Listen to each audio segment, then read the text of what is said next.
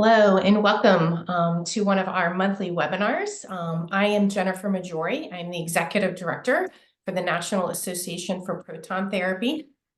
For those of you who may not know us and may not know this organization, we are a member organization of 48 members of operating and developing proton centers in the United States.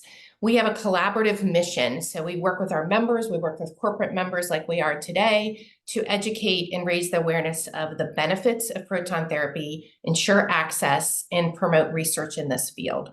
So if you haven't visited our website, we have upcoming events listed. We also have a variety of resources, including summaries of our benchmarking member surveys and other interesting topics around the field of proton therapy. Want you to know that this is one of our monthly educational webinars. So with our corporate partners, we provide education, not necessarily endorsement.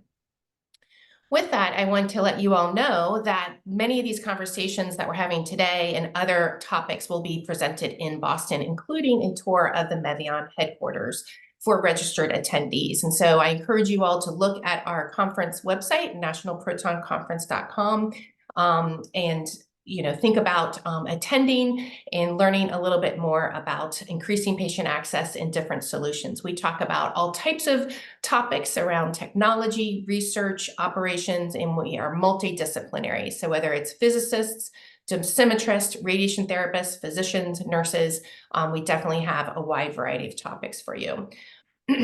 With that, I am very excited to partner with one of our corporate members. Mevion has always been very much a collaborative partner with NAPT and the proton community at large, with a mission to increase patient access with smaller systems and really working with health systems on these type of solutions. And so they've got a great agenda today. They put together a wonderful panel that I'm really excited to hear from today. And so with that, I want to introduce Lionel.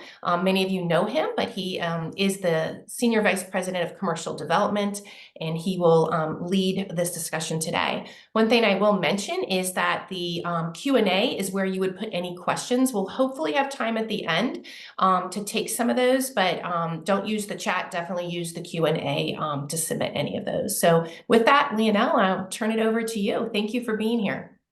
Thank you, Jennifer, and thank you, everybody. It's very exciting to see the number of people that register to this webinar. We're excited to talk to you about the FIT proton therapy and how the FIT provide a seamless upgrade, seamless integration to your radiation oncology services.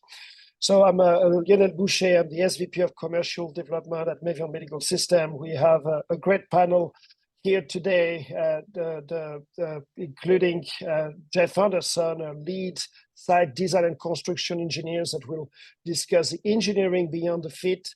Dr. Tianyu Zhao will talk about his experience in shielding for proton therapy, more specifically shielding existing LINAC vault for the FIT system. Frank Heinz, President and CEO of H&H, will discuss the design, the build considerations, and the experience to design expansions to proton therapy, expansions to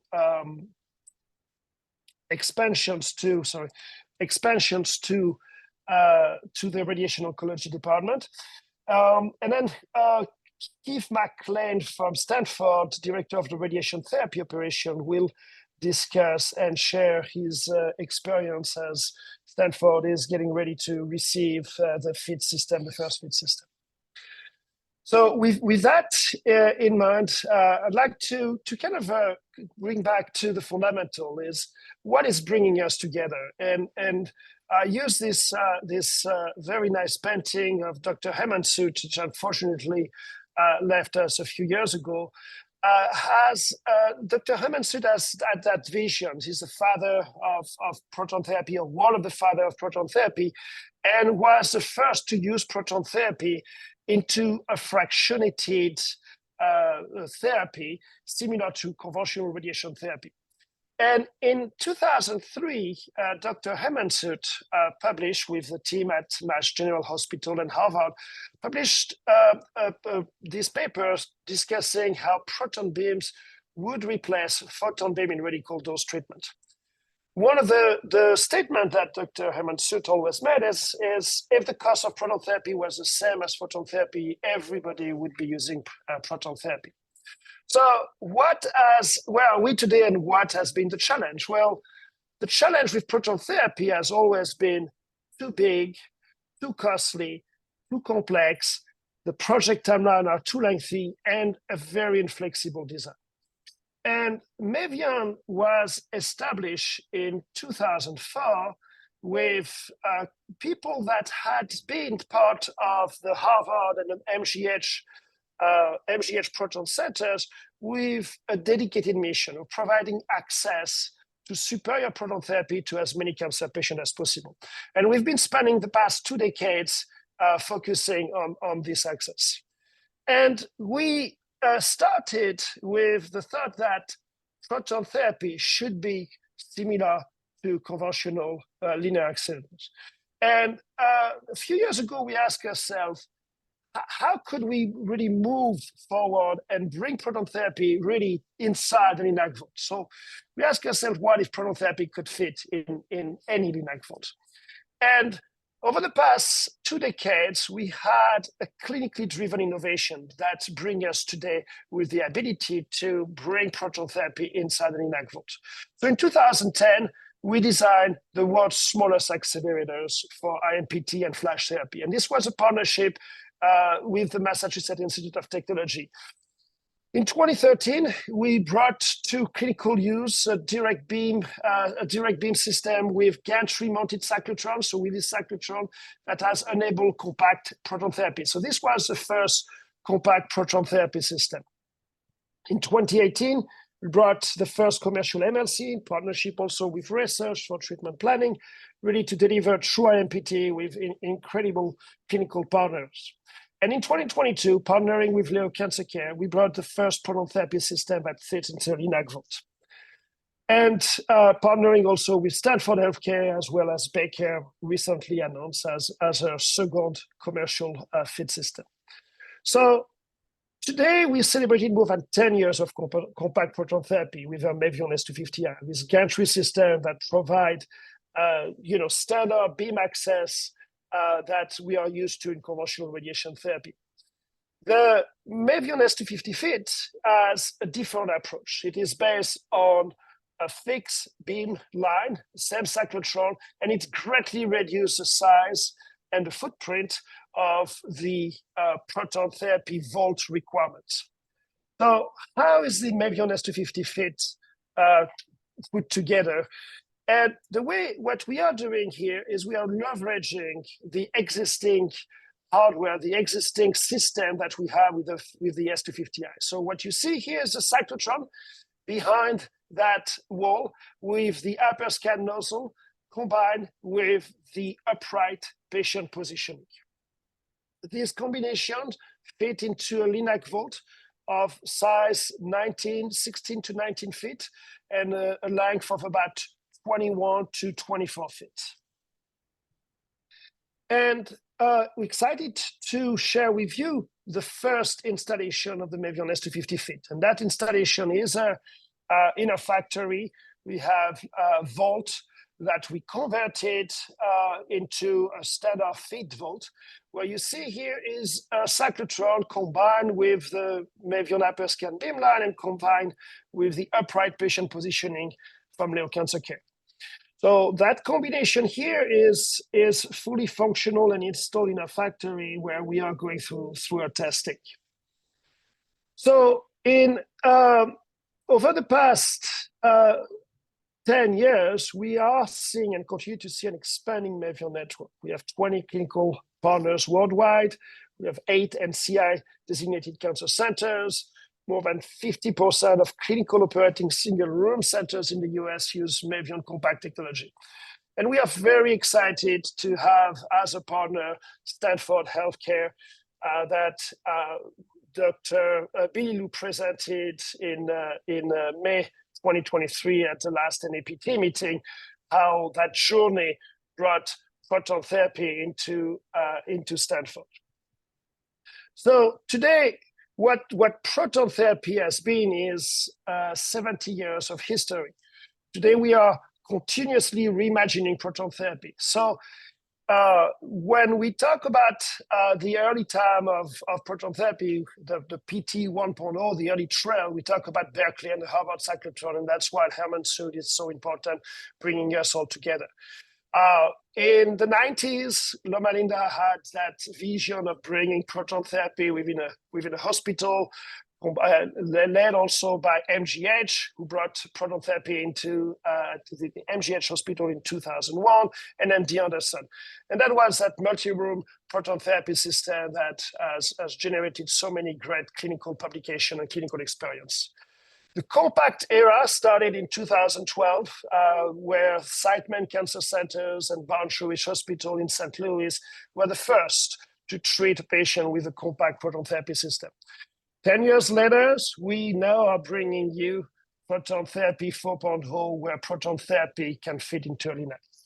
So with that is a continuous reimagining proton therapy and pushing the boundary of the impossible and making it possible. So with that, we'll let Jeff Anderson share with you the engineering of the FIT system and how we are able to make it more flexible, smaller, and integrating it within existing radiation therapy. Thank you very much, Lionel. Get my screen shared quickly.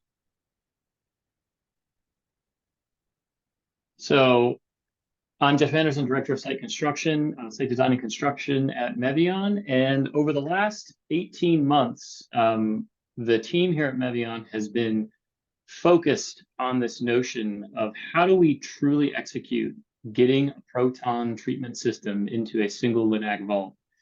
We leveraged our core technology of the world's smallest superconducting synchronous cyclotron, and had to re-engineer that entire concept to go from a gantry-based system to a fixed beam system, solving a number of challenges, both of fitting that into the LINAC vault itself, the shielded space, as well as reimagining all of the support equipment that used to live inside of our single room vault, down to the scale of what's going to be required within the clinical settings around the vault, so we know which are very tight. So this notion of protons to one room and this notion of making small smaller has really been the singular focus of all of us at Mevion working on the engineering side to execute the system. And as Lionel just showed, we have done it here at our facility, and we are currently going through all of the testing required to prove that this happens. But taking a step back, we had to look at the core technology, the core piece of equipment that made this whole thing possible is the cyclotron. And all of a sudden, we're removing it from where it's always lived in this moving gantry.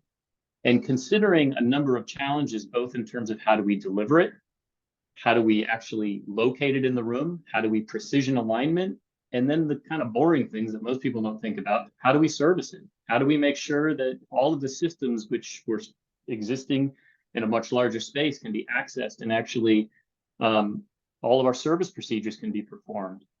We spent a great deal of time focusing on how do we deliver a unit, a single item that gets brought to the site, which is assembled here in the factory and then converted in the field into a precision aligned particle accelerator for proton therapy. The team was able to actually take the core unit of our cyclotron, reconfigure its mounting system onto the same platform that it's delivered on, reducing the complexity of our installation, but also giving us a much more robust platform that the system lives on from the moment it's assembled here in the facility. So it's commissioned on the same frame, it's moved on the same frame, and then in the facility, it's actually precision aligned on the same frame, reducing a lot of complexities around what's going to happen in the field. Along with this, we had to sort of rethink a little bit the way that our beamline works and even make what was already a compact beamline just a little bit smaller, so that we could work more efficiently with the Leo Cancer Care CT system. Much of that core technology hasn't changed. We just looked at the geometry, the configuration, the structuring of it to give ourselves a little bit more flexibility in terms of how we work with the Leo components. We also looked at what our isocenter height could be. We had to work with the notion that the patient is on a chair that moves up and down in relationship to the beamline. And so working with Leo, we settled on a relatively low isocenter height of 90 centimeters. This was a big deal for us because it let us look at the existing spaces within LINACs and target 11 feet as the elevation we were going to live within. That 11 feet allows for installation and service of all of our cyclotron components, and it really became a driving number for us when we were looking at this system. But the cyclotron is only one part of this. As anybody knows who's looked at a proton system, there's a significant amount of equipment that goes along with these systems, and we needed to find a way to shrink that as well. Most of the systems that are in the S250i still exist in the FIT system, meaning that our equipment racks had to be made smaller and more flexible for installation. And what we focused on was, to some extent, getting the footprint smaller, but also looking at service requirements and looking at how reconfigurable are these components in an equipment room, knowing that we don't control necessarily the spaces we're going into. One of the most important pieces of equipment for us is our water cooling skid. This is where we do all of our cryogenics cooling. This is where we do all of our system cooling for things like our pencil beam scanning magnet, as well as some other items within the cyclotron itself. This system was reduced by over 50% in volume, and through some creative utilization of alternate heat exchanger technology, is actually able to perform more reliably by relying on a single heat exchanger instead of 3 heat exchangers, which, if anybody looks at an engineering thing, you'd much rather have one very reliable thing versus 3 things, which, they may not always be reliable, and we need all 3 to be working.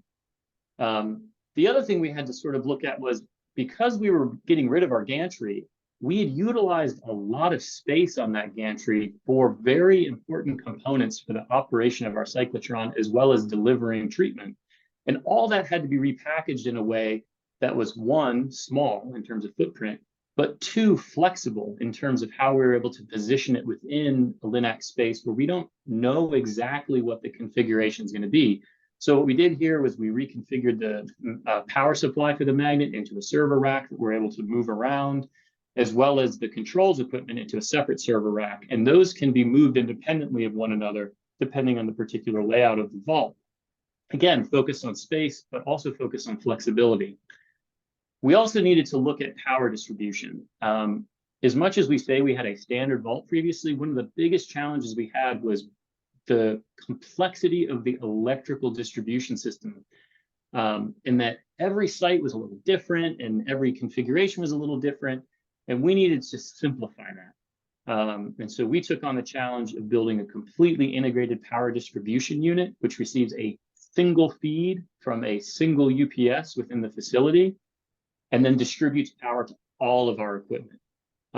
Probably more so than anything in terms of providing us the flexibility we need as we do feasibility studies and looking at the various equipment room sizes we're going to get. This cabinet allows us to really push the limits of where our equipment can fit. And this is why. This is 3 site examples of different equipment configurations, which are explored, validated, and shown to work. And you can see as we're doing this, we're looking at service requirements. We're looking at where equipment goes. And you'll note that every single piece of equipment is sort of reconfigured in terms of what its neighbor is. We can kind of move these things around like Lego pieces almost, and build out equipment rooms which are of various different geometries, or in some cases even split into 2 rooms. And then we needed to think about things we didn't know. So as you develop these systems, we'll run into vault geometries which present challenges in terms of fitting the system. How are we going to shield it, both in terms of the radiation shielding, but also in terms of magnetic fields. So this particular site, we went through an iterative study to show the flexibility of changing things like the direction of beam, and then rethinking how the system is located within the room and reconfiguring our magnetic shielding wall. We took a configuration that initially didn't work, and through a little bit of design work, a little bit of physics work, and a little bit of layout work, we're able to develop a program and a system layout that works for the clinic and works for the system in terms of being able to execute it in the field. Frank will be talking a little bit about this project in a few minutes. So in conclusion, we've got to think about how we reimagine the system, not just to be smaller, which we did, but also simpler and more flexible. And I think going forward, we're going to have a lot of fun fitting this into a lot of different LINAC vaults and proving that we have found out how to put protons in a single LINAC. So with that, I'm going to go on to Dr. Tianyu Zhao, who's going to speak about shielding, which is probably one of the, I think, technically most interesting aspects of these vault upgrades. All right, thanks, Jeff. Let me share my screen just really quick. Can you guys see my screen now? All right. So, my name is Tianyu Zhao, and I'm a medical physicist from Washington University. So today I'm really thrilled to share. Let me see. Okay, just one sec. So today I'm really thrilled to share, the shielding consideration in upgrading LINAC valve to Mevion Fit. So Washington University has been a long-term partner with Mevion. So we are the first one to endorse the Mevion S250, the proton machine design. So we delivered the world's first treatment with a single room proton unit in 2013. And as of today, so we have already installed 3 Mevion S250 proton unit in our clinic. So, including 1 Pascal scan beamline and 2 SPA scanning, the hyperscan system. So which give us the opportunity to verify our shielding calculation and simulations through measurements, and also including the 11 years of historical data on personal occupational dose from our, the whole clinical team. So, and also we heavily publish on the neutron dose inside and outside the proton valve through simulations, through the measurements. So today, I think I'm going to talk about the special considerations for upgrade a LINAC to a Fit proton valve. So this actually is one of the amazing features that comes with the Fit systems is the reduced footprint, just like Jeff mentioned in his slides, compared to current S250 system. So with the gantry it's fixed at horizontal direction, and also the height and the complexity of the system are reduced. So now you also reduce the footprint of the whole system, and also you have a vertical CT scan now. It's even further reduced the space required to accommodate the whole system. So now with the horizontal beamline, the primary shielding concern is only in the beam direction. So, and also the extraction of the proton from the system extremely high. So it's almost larger, always larger than 90%. That means, 90% of the protons you extract from the source will eventually reach all the way down to the patient and only waste like less than 10% of the protons. But those 10% protons waste inside of cyclotrons is also going to cause some leakage from the cyclotron, which becomes the secondary the shielding concerns. So the workload I'm using to this talk is I'm going to talk about like 4 fractions per hour, and each fraction is like 2 gray per fraction, and also I assume 10 hours per shift for a regular clinic.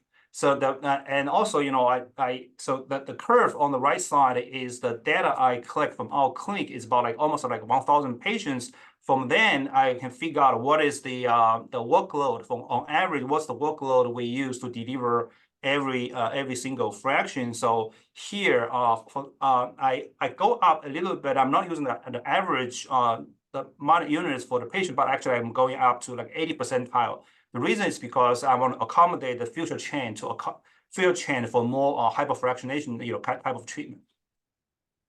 So I will say, the $1 million question you want to ask, maybe it's worth more than 1 million after this the inflation in the last few years. But anyway, it's a good question we want to ask ourselves is what the dose around a typical LINAC valve if we just put a Fit unit in the LINAC valve without any modification. So I did some Monte Carlo simulation, and the result is shown on the left side of this of the slides.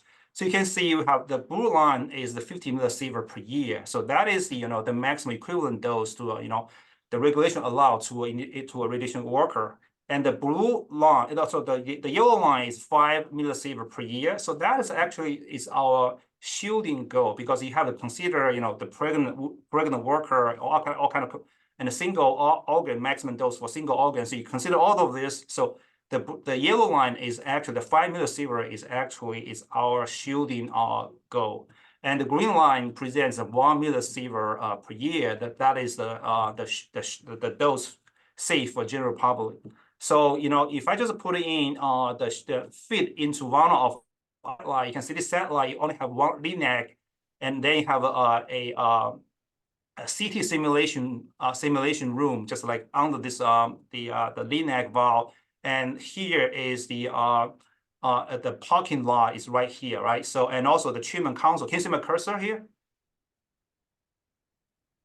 Never mind. Okay, so the treatment the console area is right here. So I just do a calculation. You can see, for the 50 millisievert isodose line is all inside of the wall. So that is great, except some of the dose extend into the CT simulation room, which is reasonable because this is the primary direction of the beam. But for the 5 millisievert isodose line, it is extend a little bit beyond this the barrier, the primary barrier, and also the side walls, and this is 1 millisievert. So then, okay, now I'm thinking about this. Let's just change this modify this LINAC valve a little bit just by adding, I will say, 2 feet, to the back of the wall, and also 2 feet to the primary barrier, and also added 1 feet on both sides of the valve. And by the way, I take this case just because this is probably the most challenging case for a proton unit, because you can see here there's no maze. So the only thing you have here is just a door. So just by adding 2 feet in this direction and 1 feet of a normal concrete wall on the side of the valve, so you can see actually it's actually pretty good. You can see this for the yellow line, the 5 millisievert isodose line is almost inside of the wall. You can see here, and with some of the dose extending into the CT simulation room. And of course, the isodose line here is before you apply any correction for the occupation factor for around this the valve. For instance, here is a parking lot. I can probably safely apply 1/40 to this area, and here is another simulation room, so I can apply 50% of the occupation factor in this room. So if I apply that one, and I measure 7.7 millisievert in the CT simulation room, so that's pretty much is very close to meet the regulatory requirements. So here. So this is, you can see, just by putting a minimal modification to a LINAC valve, so you can almost meet the regulatory requirement for the shielding. So next one is the actual case that we did a shielding calculation on an actual case. So you can see the wall of this is the actual proton valve, and you can see the maze is right here. So the wall, this side is about 5 feet, and it will have 8 feet on this side and 5 feet on both sides. And this is a 3 feet and 2 feet. In total is 5 feet, and you have a maze right here. So you put the fit unit will be right here, and the primary beam direction is in this direction. So you can see here. So I overlay the dose distribution on top of the blueprint of the building. You can see most of the or the 50 millisievert are all inside the wall, and you can see the yellow one is 5 millisievert. So there's a little bit extended into into outside of the valve. But here, based on the design, this will become one of the equipment rooms. So 5 millisievert here, and it's a control area.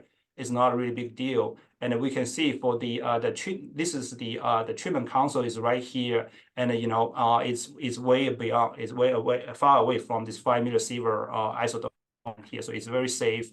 As you can see, you only need 5 feet of normal concrete and 8 feet concrete right here. And in this design, I think in this design here is a landscape, and also you have is a road, and here is equipment yard. So on both sides, you can reduce the wall thickness if you really wanted to save the cost on this the shielding cost.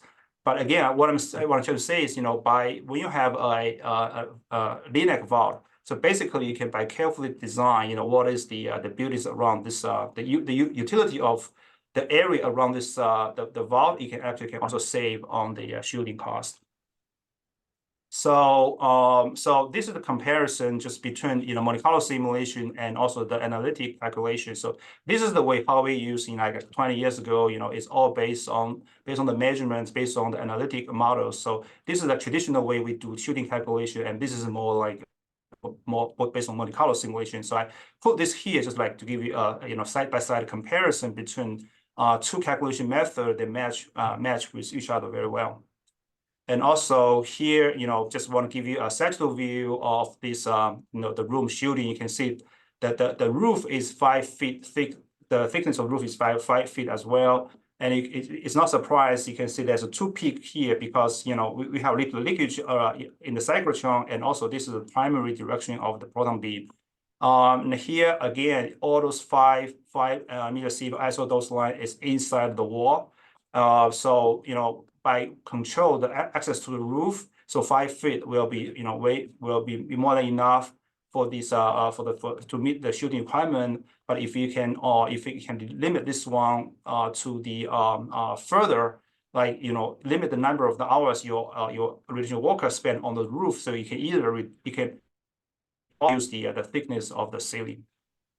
And here is just demonstrate another one. I think it's another view of this valve. So you can see this is on top of the roof is 1 millisievert isodose line. Just on top of the isocenter, it is even the 1 millisievert isodose line is inside of the wall. So which means you can reduce, if you want to save the shooting cost, you can reduce the roof thickness. Okay, so that is my, wait a minute, I'm just going to the conclusion. So basically, for the fit system, it only have single gantry angle, and also it has very high efficient extraction. That means that because there's no beamline transportation system in the unit, and also it has very high extraction efficiency. So that means you have very minimum waste of the proton inside of cyclotron. All those factors combined together, that means you can reduce your shooting cost. You can either lower the cost to build a new valve, and also lower the cost to upgrade an existing LINAC bunker to a proton valve. So because shooting calculation is pretty complicated, so typically, traditionally we do with analytic calculation, but with the room change, with all those modifications, it is better for you to also verify with a Monte Carlo simulation. So, sorry, I think why I did slides. So okay, so sorry, I'm gonna give this to Frank for the architect issue.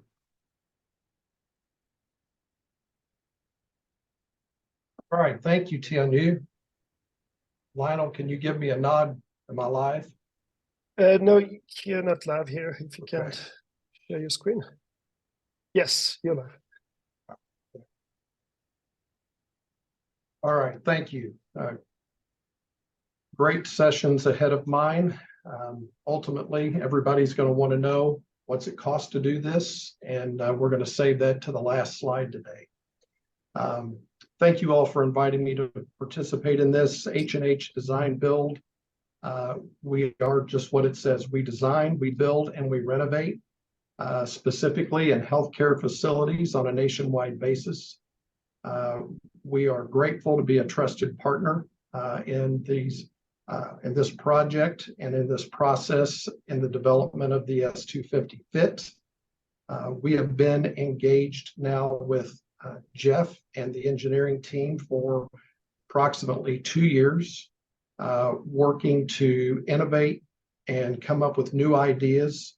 As you've heard earlier, reimagining how to place the system in an existing LINAC vault.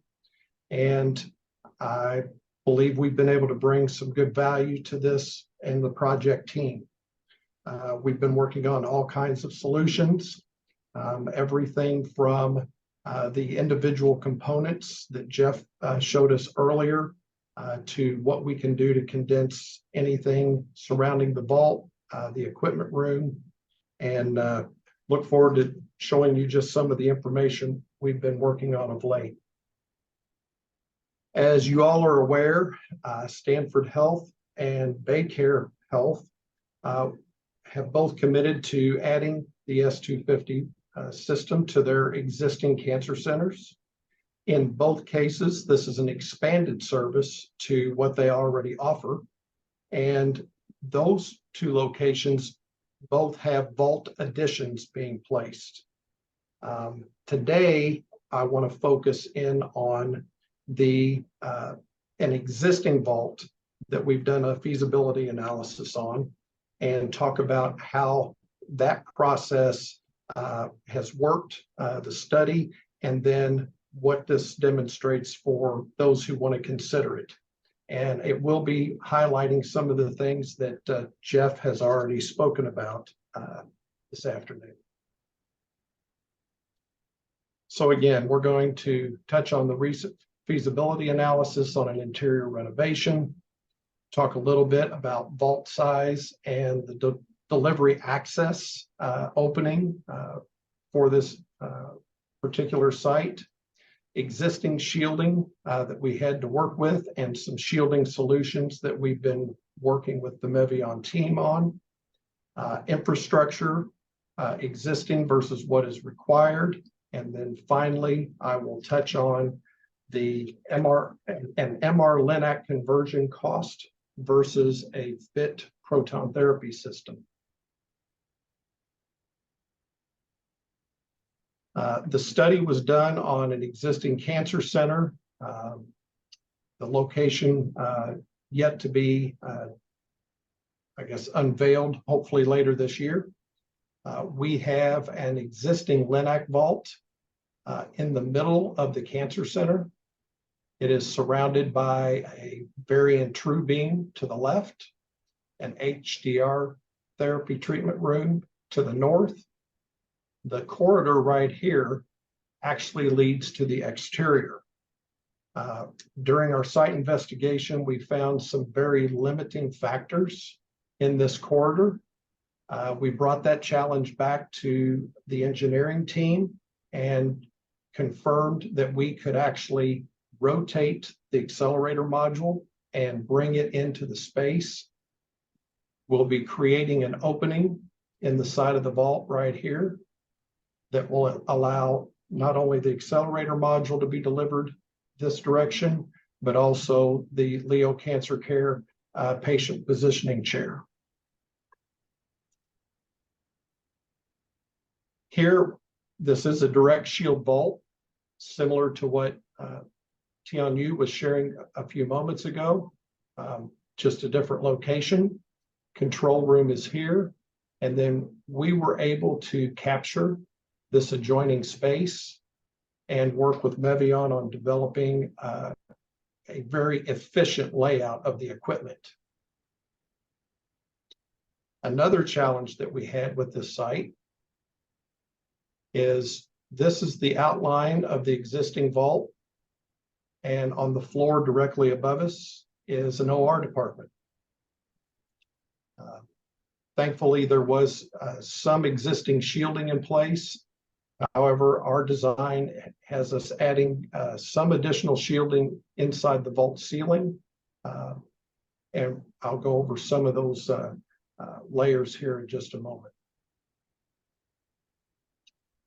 So the existing direct shield vault is 22 feet by 29 feet with a ceiling height at 10'6". That is a little lower than what we would like for it to be, and we have come up with a way to work above the accelerator module to get that up to 11 feet plus. The new access opening for the equipment delivery is going to be 9'6" in height and approximately 8 feet in width, allowing us to turn the modulator and bring it in through that hallway. Hopefully you all have larger screens that you can see this floor plan and some of the notes on it. If not, these slides will be made available later. Inside the room, we are adding some high density block in the cross-hatched areas. We will be infilling the access opening with high density block. We found the need to add some additional magnetic shielding to the room to help contain the Gauss field. this accelerator module is an active magnet. And with that, we had to come up with some, I'll say, innovative ways to contain that field and not have any stray Gauss fields in the LINAC vault or in the HDR room, nor in the space above us in the OR room.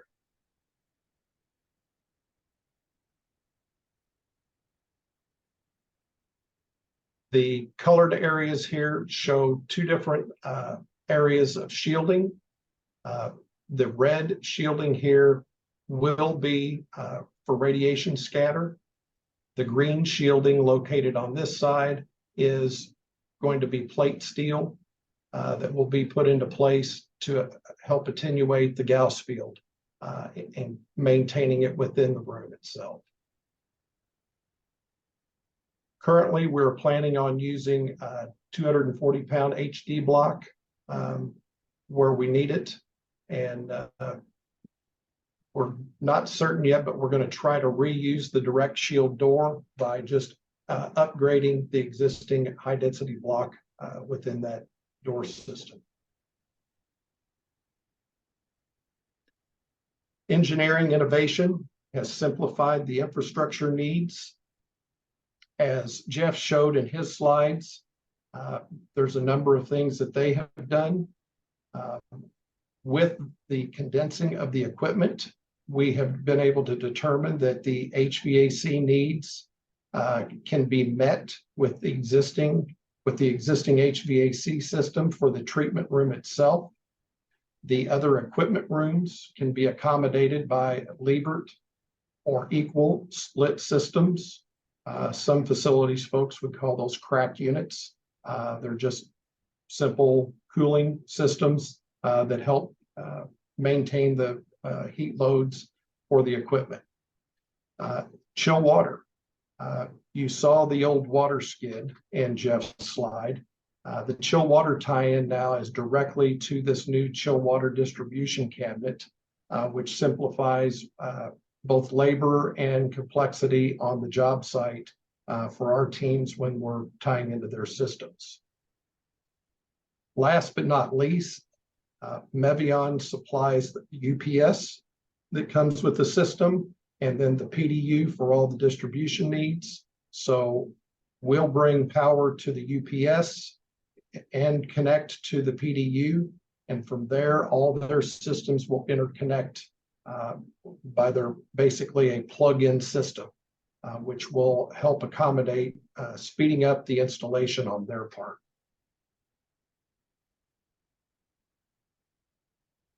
Here's our overall floor plan showing the UPS located within the confines of the equipment space. We have the Proton control room, the direct shield door, the added shielding with the high density block. We are also using some bore-rated poly in combination with this.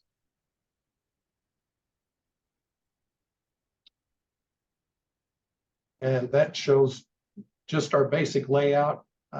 The only expanded space we have from what the LINAC requirements were is the support space for the equipment, which was able to be placed adjacent to the vault. Now, last but not least, estimated construction costs. We took a look at this existing site to see what the cost would be for placing or converting that vault into an MR LINAC. And our estimate, including design and engineering costs, came in at about $3.7 million. The estimated construction cost to convert for the S250 fit came in at $4.3 million, including design and engineering. Considering the additional shielding costs that we have here with the high density block, we feel that this is a very cost-effective solution and provides the best treatment possible. And that concludes my part of the presentation. Next up is Keith McLean.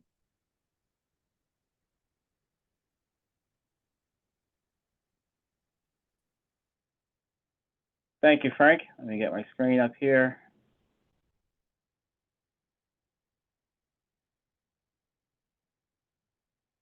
Good day to everyone. I was going to say good morning or good afternoon, but depending on where you are, I'm just going to say good day. My name is Keith McLean. I'm the Director of Operations for Stanford Health Care for Radiation Oncology. And I'm here to talk to you today, give you guys an update on where our project is with our S250 FIT at Stanford.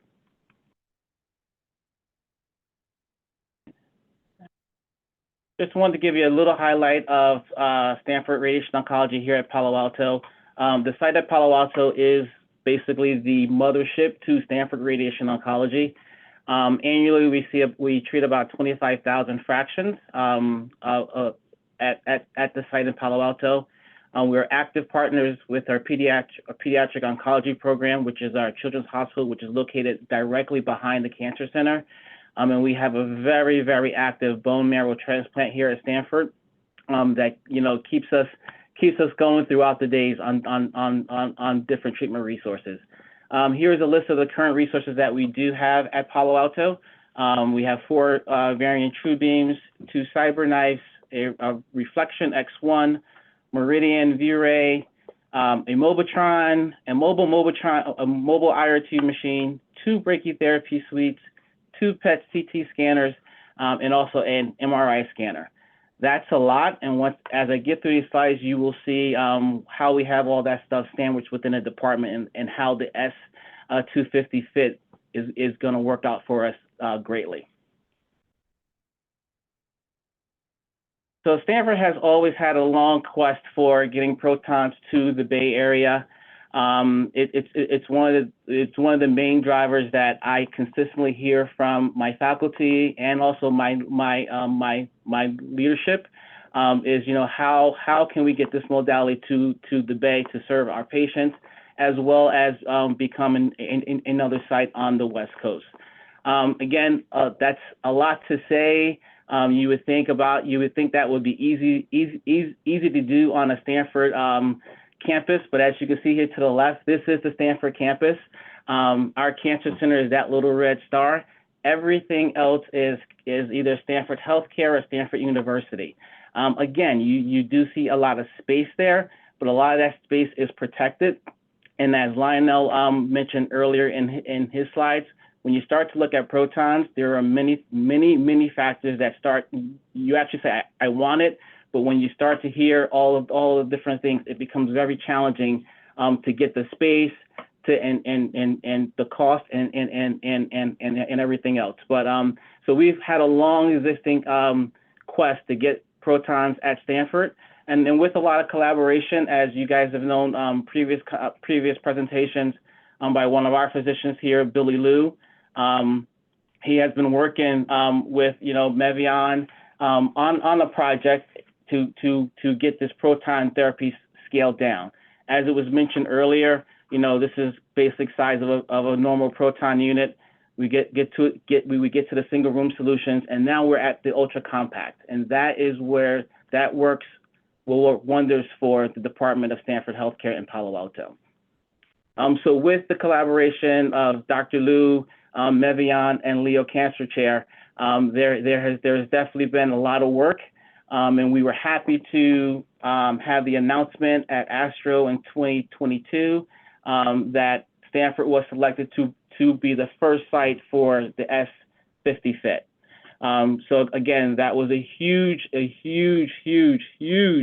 ontaking with Stanford Radiation Oncology as well as Mevion, and we are happy to be collaborating with all of the members of those teams to get us to our first day patient. A couple of must-haves as Director of Operations and faculty leads and everyone else.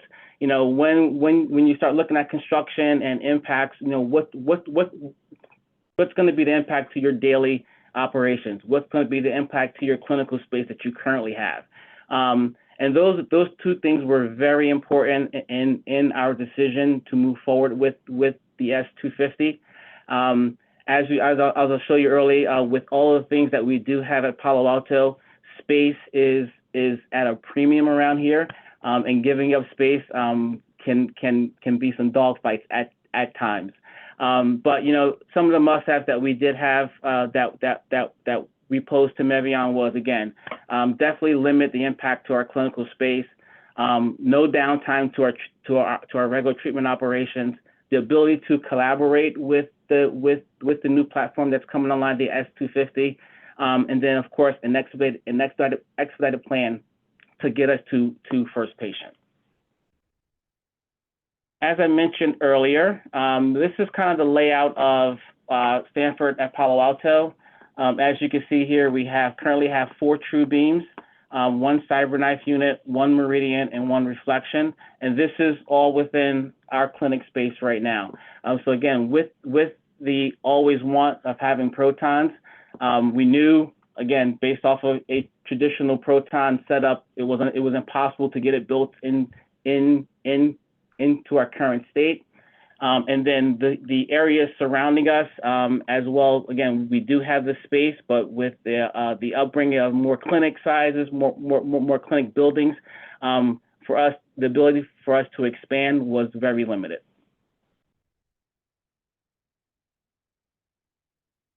So when I say we have a lot of stuff compressed into a small department or a big department, mind you, we are on the ground floor, so we are subterranean. The yellow outline there is basically all of our clinical space that I mentioned, that we have those 4 true beams, the Meridian, a host of brachytherapy suites, PET scanners, MRI scanners, and then our regular clinical space as far as exam rooms, bathrooms, and patient bays. The blue highlighted there is our administrative side. I know many people look at that and just say, hey, just go west, young man.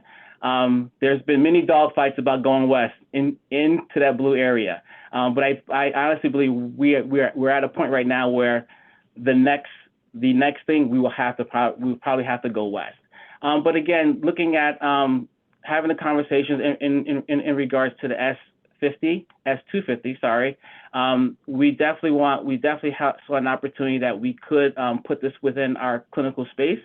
As Frank mentioned before, our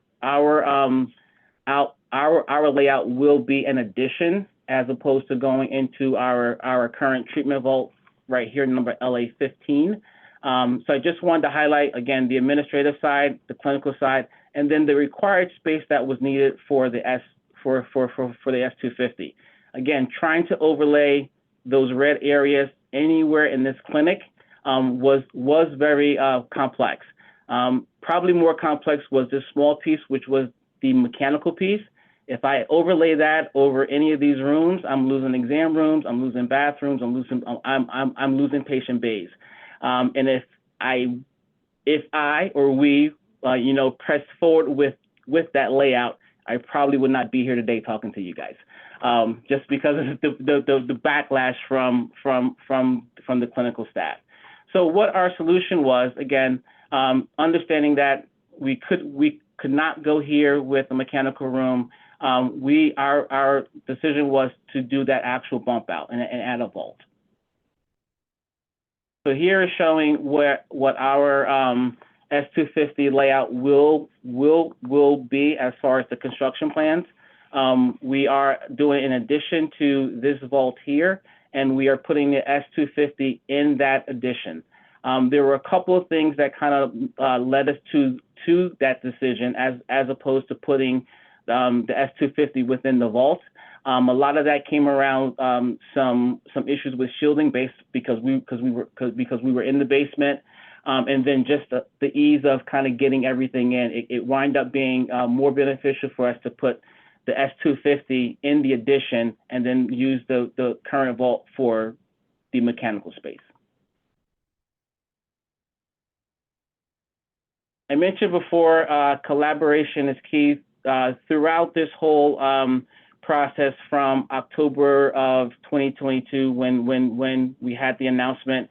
There has been countless amount of meetings and collaboration between Stanford Health Care, our university, Leo, Mevion, and research. And I would say collaboration at this point has been at the utmost. Everyone is definitely moving forward to getting us to our delivery and also getting us to our first patient. We have had many conversations in regards to some potential improvements or enhancements to the first iteration and going on to future iterations. But the list there is a couple of things that have come up in our conversations. Again, collaborating with all of the key partners. Again, getting us to patient day one. For some milestones of currently where we're at right now, as I mentioned, we had the announcement in 2022. We did submit for our permits from our planning and design team December of last year. We have received approvals for our excavation permits. We got those in February, earlier this month. And we are right now scheduling a groundbreaking ceremony for March, and construction will start on our vault in April. We are right now set for the S250 to be delivered to us late fall of this year, based off of our scheduling timelines. I do have last couple of slides here of just what some of the renderings that we've gotten back from our planning and design team of how that additional vault is going to look. So as you can see again, this would be coming down the maze into a little X-ray cove here, and then having the Leo chair here with the S250 behind the partition wall. And then for outside, again, based off of it was very easy for us to use our existing foyers. There was no changing in our foyers to our vault. Our control rooms, again, we were able to maintain that. And there's just some renditions of looking at the vault door, looking down through the maze, and then as you turn the corner, this is what the renderings are for what we will have inside the vault. And with that, I do want to say thank you for everyone for being here today and allowing us to present this to you. This is my last picture here that was taken at ASTRO in 2023, just me kind of sitting in the Leo chair, kind of getting a feel of what the future is going to be. Thank you. Well, thank you, Keith, and everybody for this very exciting discussion. So just from a Q&A standpoint, I want to thanks everybody who asked questions. I think we have one more question we will be answering. We've been answering all the questions along the way. So if you have more questions, please, we have a few more minutes, type them, and we will do our best to answer them as a follow-up email.